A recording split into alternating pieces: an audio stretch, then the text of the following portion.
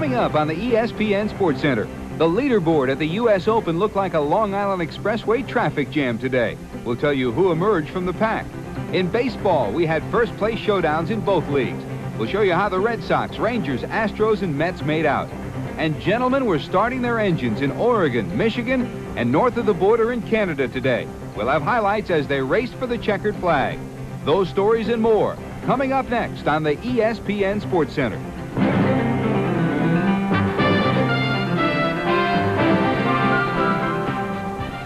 Hi, and welcome to the ESPN Sportscenter, everybody. Along with Alan Massengale, I'm George Grant. And yes, on this Father's Day around the country, it was a day for dads from one end of the country to the other.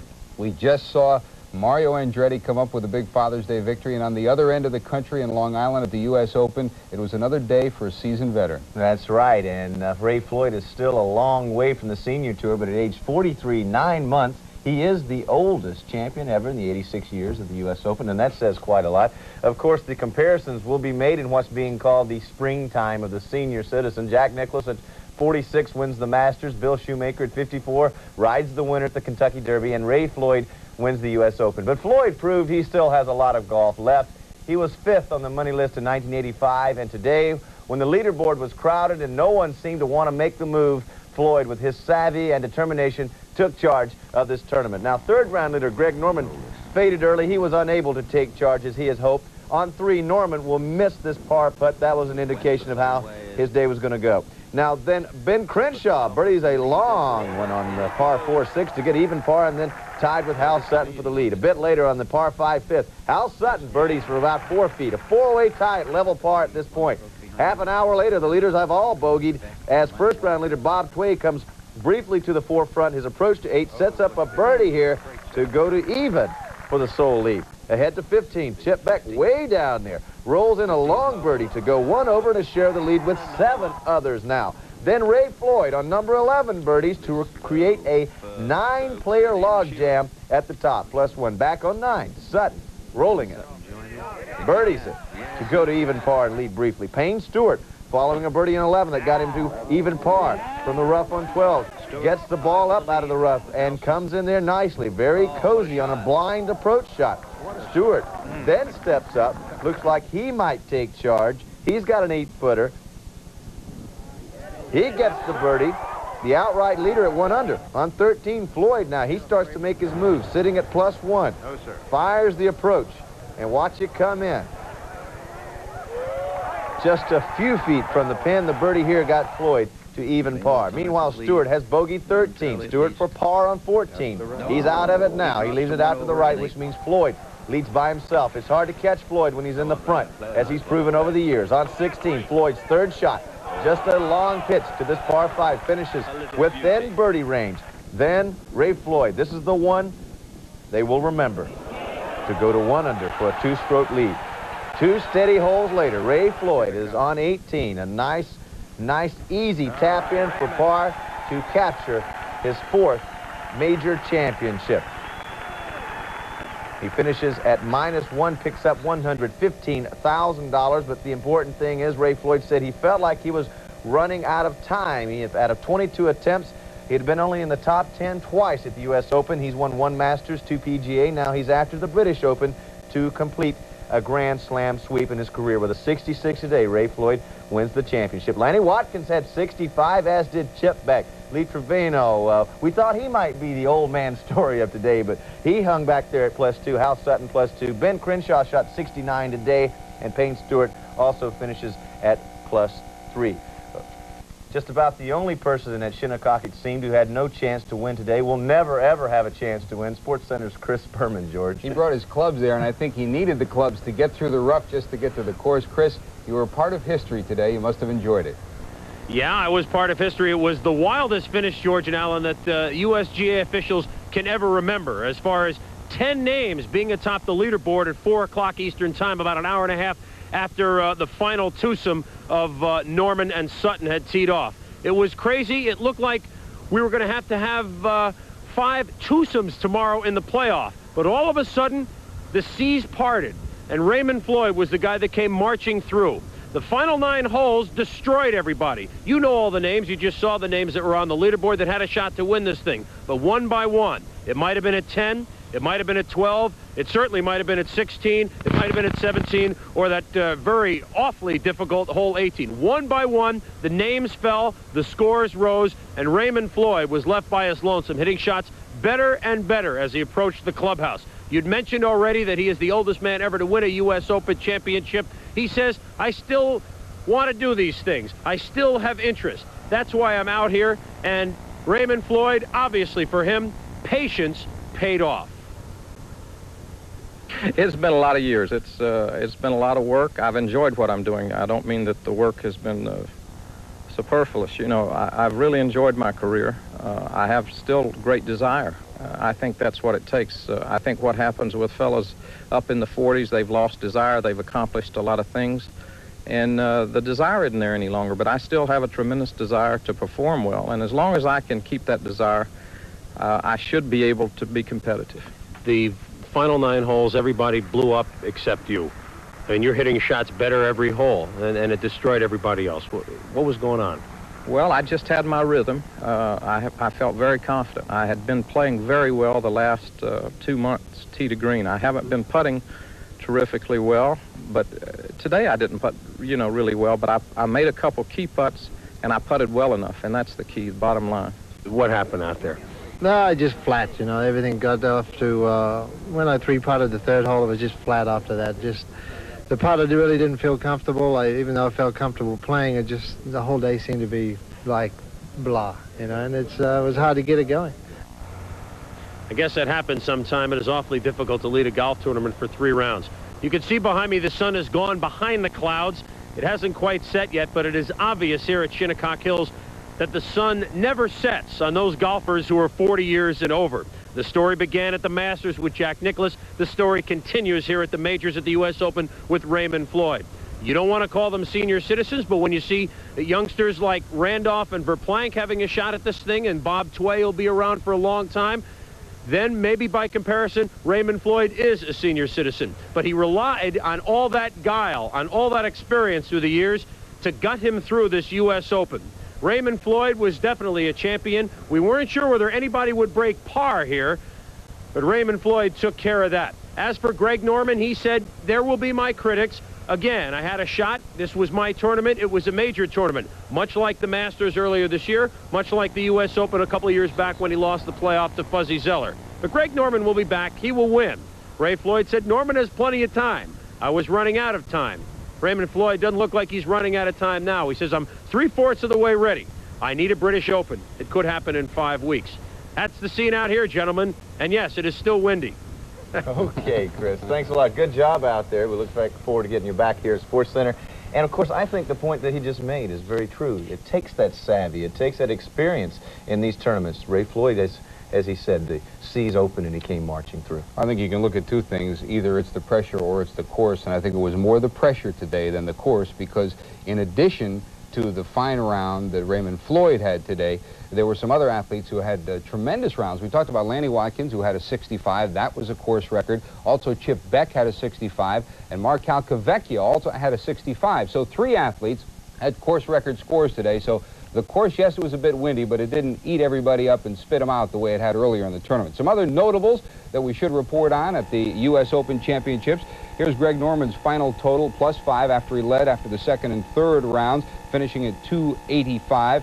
Fuzzy Zeller at 8 over, along with Craig Stadler. Calvin Peete, who, of course, has had the difficulty with his knee all weekend, at 9 over. Seve Ballesteros at 9 over as well, along with Tom Watson. And Johnny Miller checks in at 13 over par. Some of the other notables that you may be looking for, some of the folks you may be following in golf. Now, that's the U.S. Open story. One other golf story to report on, the Lady Keystone Open.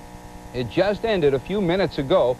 This one in Hershey, Pennsylvania, went into sudden death playoff, and Julie Inkster has won it over Debbie Massey and Cindy Hill in sudden death playoff. They finished just 1 shot better than Sherry Turner, Jane Crafter, and Lisa Young. So victorious in the LPGA Keystone Open is Julie Inkster, and a congratulations. And when we continue, we'll check out the baseball action, including the Mets looking to sweep the Pirates. That's in the National League. Over in the American League, there's some news to talk about, too. Not just the scores, but also not 1, not 2, but a triple dip, a triple play. The White Sox and the Mariners. We'll have that story for you. And also on the Grand Prix circuit, it's Nigel Mansell once again. That and more coming up on the ESPN Sportscenter. This portion of Sportscenter, along with the latest golf news, has been brought to you by Magnum by Hogan, for that feeling of hitting the ball just right.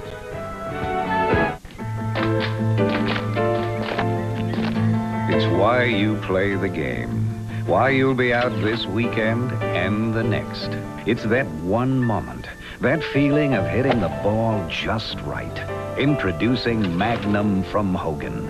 Uniquely weighted for an expanded sweet spot that gives you that feeling again and again. Hit it. Feel it. Magnum, new from Hogan. We know why you play the game.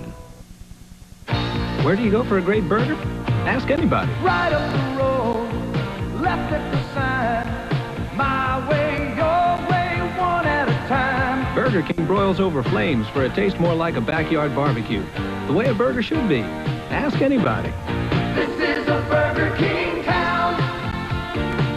It's made just for me. This is a Burger King town. We know how burgers should be. This is I'll bet you have furniture you'd like to stain and finish, but you think it would take days.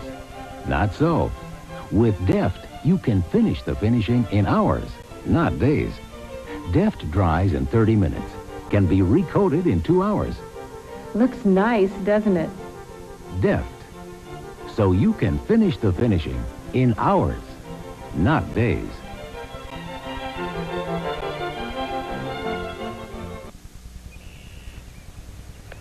The toughest part of my golf game used to be choosing the right top for my Sandsabelt slacks.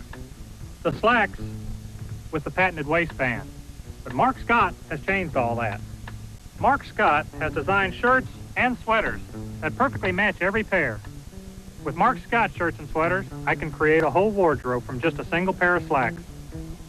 When you play with Mark Scott, the match never ends. The Chicago White Sox found a way to liven up their series with the Seattle Mariners today. How about a triple play? This is how it went. Bottom of the second, no outs. Alvin Davis on third, Jim Presley on first, Neil Allen pitching to Ken Phelps. He loops one to left. Jerry Hairston makes the catch, and he fires when Davis tags. He gets him at the plate. That Carlton Fisk guns it to second, nails Presley right there, and it's a triple play, and the White Sox have taken advantage of that. Well, they had a lead going into the eighth. It just changed now. Seattle now moving ahead 6-5 in the eighth inning. Home runs for Chicago. Greg Walker hit a 3-run homer in the fourth with 2 on. So that put Chicago ahead. But Seattle, as I just said, just came back to take the lead in the eighth inning, 6-5. If the Boston Red Sox don't have enough to concern themselves about with 9 games against the Yankees and Orioles in the next 10 days, they received a scare today when Wade Boggs left the game with the Brewers after aggravating a rib injury that's been bothering him for the last week. The Sox told me tonight he is expected to start Monday, though, in Game 1 of that 3-game set with the Yankees that will get underway Monday night in New York City. In the game itself between Boston and the Milwaukee Brewers, Red Sox got off and going early against young Juan Nieves in the first inning. Boggs goes to left, celebrating his 28th birthday with this rip. It's off the wall. Marty Barrett rounds third. Wade Boggs in with a double. He scored later to make it 2-0 Boston. Nieves settled down after that, though, and Milwaukee evened it in the third. Robin Yount, the number 2 hitter in the league behind Boggs, takes rookie Jeff Sellers deep to left. That clears it. We are tied 2-2. Top of the fifth, still 2-2. Ben Ogilvie rips one down the right field line. Fair or foul? Yes, 2-run homer. Sellers wants it back. Ogilvie also had an RBI double. It's 4-2 Brewers as John McNamara is looking for help. Big blow for Milwaukee, leading 4-3. It's Robin Yount again, ripping it to left. Extra bases. Rick Cerrone rounds third. The throw to second. Yount's got a double. The Brewers go on to win it by a final score of 7-3 in that weekend series at Fenway Park. Also on the scoreboard in the American League, the Yankees and Orioles matched up. Mike Boddicker, this one, both teams scoreless and hitless into the fifth. Boddicker against Pasqua, that short, compact swing. Pasqua deposited into the seats and right, 1-0 Yankees. Bottom of the sixth, now 2-0 Yanks. Eddie Murray, they've been trying to pitch around him all weekend, but not this time. 2-run shot, 2-2. Top of the seventh. Yankees will have runners at the corners. And a man who just eats up Oriole pitching, Ricky Henderson. Zippo past Alan Wingens. It scores Ivan De Jesus, who was brought up today from Columbus. It's 3-2 Yankees. Bottom of the 8th, Brian Fisher in pitching. Cal Ripken lines it to left. Lee Lacy running on the pitch. Scores all the way from first. We are tied at 3. With 2 on and 2 out, Mike Young. Sinking line drive. Dan Pasqua loses it momentarily. Misplays it in right. Cal Ripken scored from second. The Orioles go on to win it by a final score of 4-3. So the Yankees, after losing in Baltimore, head home to Yankee Stadium, where they'll be taking on the Red Sox. Monday night, it'll be Roger Clemens against Ron Guidry in the battle for first place in the American League East. The front runners in the American West, the Texas Rangers, closing out their series with Oakland. The Rangers are off tomorrow night to California for a big series with the second-place Angels. This afternoon, it was Texas losing big to Oakland, 9-2. Chris Cotteroli pitched 6 shutout innings, and Oakland capitalized on the wildness of rookie Bobby Witt as the A's rolled to that win. Cotteroli's now 5-7. He gave up 5 hits, struck out 4, and walked none before leaving with a 9-0 lead. Tom Paciorek hit his first homer of the season off reliever Doug Bear. Witt, now 3-5, walked 7 batters in the first 3 innings and lasted only 4 innings. Now the second-place teams are now even now. Kansas City and California are now both 3.5 out. Of course, coming into Monday, California will take on Texas in a very important series. Charlie Leibrandt picks up that win. He goes to 7-4, and the save went to Dan Quisenberry. Buddy Biancalana is on a tear. He hit his 2nd home run in as many days as he hit a solo shot in the 5th for Kansas City, and Steve Bye-Bye Balboni also hit a home run with 2 on to give Kansas City that victory. Maybe Buddy should be playing with Minnesota, because when Ray Miller took over the Twins, he knew he had one of the most powerful lineups in baseball. But he also realized, as a former pitching coach of the Baltimore Orioles, that the Twinkies wouldn't be going anywhere unless they got some good pitching. On Sunday in Cleveland, they combined the best of both worlds against the Cleveland Indians. As far as the hitting, top of the 4th, 1-1 game. Got it! Herbie, Kent Herbeck, crushes Don Schultz's pitch deep to right field. Upper deck shot, Herbie's 13th of the year. Twins up 2-1. After a single by Tom Bernansky. Roy Smalley, listen to this. He cranks one to center field. Brett Butler going to give it a chase. Hang on the outfield wall. Not going to do any good. Smalley's 11th, 4-1 Twins. Top of the 8th. Twins up 4-2. Gary Gaetti ripped Brian Elker's offering into the seats and left. It's Gaetti's 15th of the year. The Twins go on to win the game by a final of 7-3. Frankie Viola gets the win. His record now 6-5. While the Indians were losing in Cleveland, across the lake and north of the border, the Toronto Blue Jays and Tigers wrapped up their weekend series. The Jays got 7 runs in the 6th inning. Lamp gets the win. Henke gets a save after picking up a win yesterday. Maybe he's coming back. And it is Toronto beating Detroit by a final score of 9-6. Maybe we'll have to start calling him Buddy Bye-Bye. He'll take it. He'll take it. Okay, when we come back, it was a busy day in auto racing, from the Grand Prix circuit to Indy cars to NASCAR. That's not all. We'll see if the Mets can pick up wins number 42 and 43 on this Sunday. That and more when baseball continues on the Sportscenter.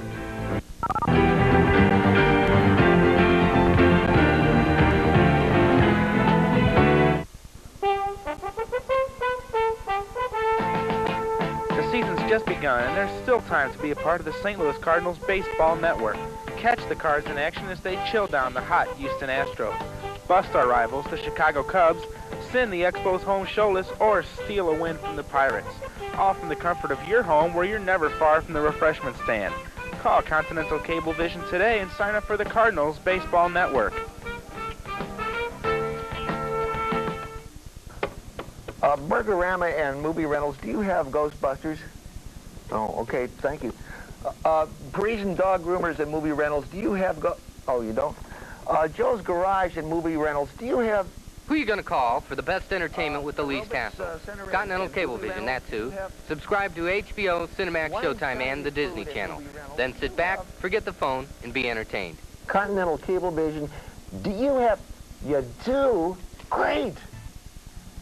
By this afternoon, we began to get the idea that if anybody was going to slow down the New York Mets, it was definitely not going to be the Pittsburgh Pirates. A doubleheader at Shade, the Mets going for a sweep of the series. We're right on course after the first game. Mets get on the scoreboard in the 4th, the bottom of the 4th. Keith Hernandez rips this bob walk pitch to right for a hit. Wally Backman is on his horse. Mike Brown chases it. Backman attempts to score. Here comes the throw, and here comes the relay, and not in time. 1-0 Mets. Bottom of the 6th, Mets rally again. Lynn Dykstra on 3rd, Bachman on 2nd, Darryl Strawberry on 1st. Relief pitcher Jim Wynn faces Gary Carter, and he will deliver and inside, forcing home Dykstra, who had 3 hits. Wynn walked another one in also to make it 3-0. This play told the story in the first one for Pittsburgh. Wynn gets Keith Hernandez to hit an easy foul pop. No problem here. Back pocket this thing. Bill Nallman comes over. Tony Pena comes over. And, well, nobody got it. Manager Jim Leyland said, this is going to be a long day. Another good outing for Bob Ojeda. He's only allowed 2 earned runs in 27 innings against the Pirates this year. He fans Lee Mazzilli.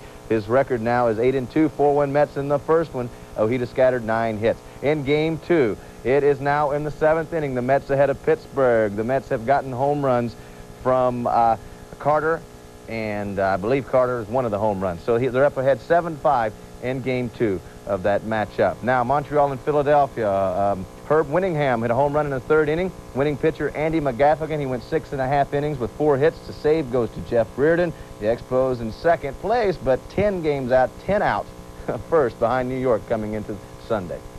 Giants and Astros wrapped up a big weekend head-to-head showdown for the top spot in the National League West. They were indoors in the Astrodome in Houston for this one. Top of the 4th, Giants up 1-0. Chili Davis, the leader in RBIs in the National League, up. He takes Bob Knepper to left field.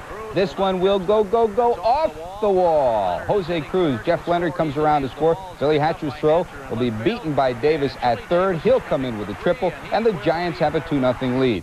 1 out later, Rob Thompson, hey, they're playing baseball in San Francisco. They're squeezing. He lays it down. Davis scores at 3-0 Giants. Says, what does Roger Craig have him do? Hey, squeeze it again. Rob Thompson with the bunt. Past Bob Knepper. The run will score from 3rd, 4-1 Giants. Great defensive play in the 6th. Billy Hatcher, line drive. Jeffrey Leonard, got it. Great catch. Giants go on to win it by a final score of 7-2. Houston still has a 2-game lead over the Giants in the Western Division of the National League. Bob Knepper, who was going for his league-leading 11th victory, comes up with his 4th defeat instead. And Vida Blue gets the win. He's now over 500. The Dodgers hoping to bounce back from a Saturday massacre at the hands of the Padres. San Diego bombed L.A. 12-0 yesterday, so L.A. returned the favor. They got half of the dozen, 6-0 over San Diego. Honeycutt gets the win. A home run by Mariano Duncan with 1 on in the 6th was the power for L.A. Atlanta and Cincinnati. The Braves actually were down 9-0 after 4, and Cincinnati held on to win 9-7. Eric Davis had a home run, 3 RBIs. And the Reds got 4 off Braves starter Zane Smith in the 1st inning. Chicago, St. Louis, well, the Cubs avoid the bottom of the East in 11 innings. Steve Lake got an RBI in the 11th to score Keith Moreland. Ray Fontenot was the winning pitcher, and he only pitched 1 inning to get that win. Montreal, Brooklyn, Michigan, and Portland, Oregon. No, this isn't a train stop. They're the date lines for this weekend's auto racing. North of the border, Englishman Nigel Mansell won his 2nd straight Formula One Grand Prix at the Canadian Grand Prix, seen on ESPN. Suspense in this one ended at the halfway point when Mansell passed Keke Rosberg and led the rest of the way. As far as the final statistics went, defending world champ Alain Prost of France finished 2nd. Nelson Piquet of Brazil, 2-time Canadian winner, finished 3rd. Rosberg wound up in the number 4 position. Prost's 2nd place finish moved him past Ayrton Senna into the World Championship lead with 29 points after 6 of the 16 events. Mansell moved into a tie for 2nd with 27. In Brooklyn, Michigan, the Michigan 400 came down to a final lap battle between Bill Elliott and Harry Gant. You can see Elliott gets the win. Jeff Bodine wound up 3rd in this NASCAR event. Buddy Baker 4th. Darrell Waltrip wrapping it up in the number 5 slot, 47,000 plus for Elliott in this one. In Portland, Oregon, just before the Sportscenter, what a great race. The 200, the Portland 200 for Indy cars, Mario Andretti gets the win by 0.07 of a second. It is the closest finish ever for kart IndyCar racers. Michael Andretti finishes 2nd. Nice Father's Day present. Al Unser Jr. finished 3rd. The last win for Mario was last year at Portland, and he comes up with one this year. That's the auto racing bill of fare for Sunday. And now time for our Norelco Sports Trivia Quiz, and here is the question. Who holds the record for most PGA victories in a single calendar year? Who holds the record for most PGA victories in a single calendar year? If you know the answer, call us at 1-800-243-0006. In Connecticut, 1-800-854-9489. The 3rd eligible caller with the correct answer wins a Norelco Rototrack Razor. We'll announce the winner and give the answer on Sportscenter tonight at 11 p.m. Tonight's winner will also be eligible for our grand prize drawing at the end of the year. You could win 2 tickets to the Super Bowl, plus airfare and hotel accommodations. Participants must live within the 50 United States.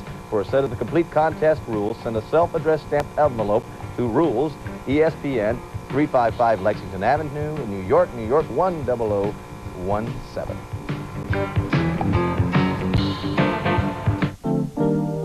What the that you're shaving with? A Norelco. Looks terrific. Well, it is America's leading electric. It's rechargeable, it's guaranteed, and it gives me a fantastic shave. As close as a blade? Yep. Feel. Wow. It's our patented system that lifts each whisker up and shaves it off blade close. I love it when you talk high-tech. What do you think of the Norelco Ladies Rechargeable I gave you? Terrific. What do you think? Sensational. Norelco. We put quality first.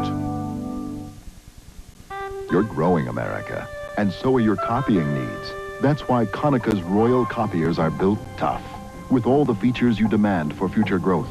Zoom magnification reduction, double-sided copying, electronic editing, and more. For challenges as big as tomorrow, Konica offers a complete line of rugged Royal copiers backed by nationwide service. You demand productivity. With Konicka's Royal Copiers, you get it. Tough customers, tough copiers. Need a safe and easy way to keep your beard and mustache looking great right at home? I use the Groomsman Beard and Mustache Trimmer by Wall. The Groomsman by Wall. 900-976-1313. ESPN Dial Sports, the number for the latest scores, stats, and trends, plus ESPN programming information. For just 50 cents a call, you get the country's best scoreboard service, plus our primetime lineup. 900-976-1313. ESPN Dial Sports. Call anytime. For those of you just joining us and expecting to see the Crosby Clam Bake on ESPN, we'll be getting to it in a couple of minutes. Our Portland 200 auto race went a little long, so we'll be wrapping up Sportscenter, heading to that in just a couple of minutes. Some other stories to keep you up to date on, though. The host Mexican team in action at the World Cup soccer tournament. They make it to the quarterfinals at the expense of Bulgaria on this Sunday. 110,000 fans on hand at Aztec Stadium. Mexico on the attack. Negrete in midair pass to Javier. He gets it back to Negrete. Watch this one. Zippo, 1-0 Mexican at the half. Second half, 62nd minute. We'll pick it up. Mexico with a corner kick. Watch closely. Negrete will put it right in front. Savin with a header. What a shot. Final Mexico 2-0. The sellout crowd liking what they see as the host Mexican team wins it 2-0 to advance to the quarterfinals. The other match of this day, the Soviet Union and Belgium, that is now tied in the second half. The Soviet Union, of course, one of the favored teams in World Cup competition. A reminder, ESPN's month-long coverage of the World Cup continues Monday at 2 o'clock Eastern Time. It will be Brazil and Poland on ESPN. That's at 2 Eastern Time on Monday.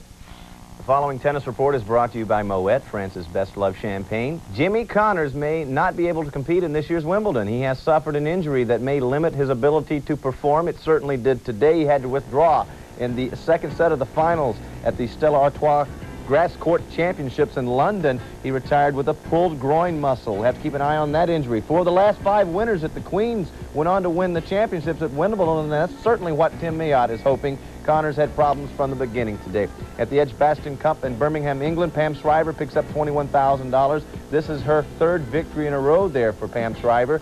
A good first set, and then the second set went to a tiebreaker, which she breezed 7-0 in that tiebreaker to win it in 62 minutes.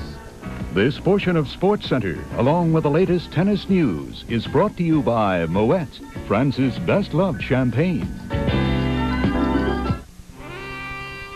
It's just a ferry boat home, but Moet makes it Paris.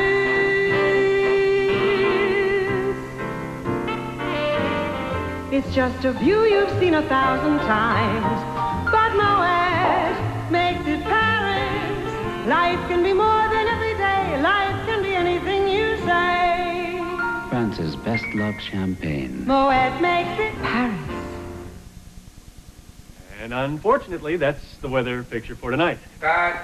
Roger is a weatherman. He knows the difference between little storms and big storms. And recently, when he saw a big one coming, the first place he went was his Honda generator dealer. Hey, you're the weatherman.